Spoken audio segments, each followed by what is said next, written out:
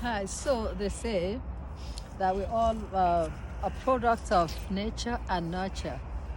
And nature being the that how you were born, and nurture being the things around you that influenced your life. And it's so true because I was very much influenced by my grandmother. We used to call her Ne. She was so special. Grandmother had a very big impact on my life. We have a saying that our loved ones never really die, that their bodies just go away, but the spirits remain with us, or their spirits remain with us. And so that's how it's been with me and my grandmother.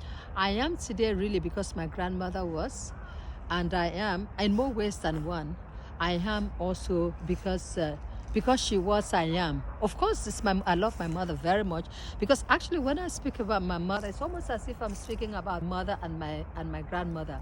And so in writing this book, From Fearful to Fierce, From Fearful to Fierce really is the journey to self-realization of a woman. But that woman, that journey was made possible by this old, amazing woman, my grandmother.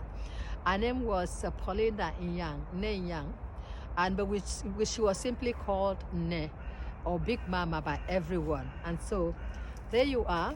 And a friend of mine asked me recently, one of my books, The Old Woman Who Refused to Die, and she said, so what's that about, this Nana in the book? Is she fictional or true, real? And as it's actually, the fictional Nana is very much influenced by my grandmother.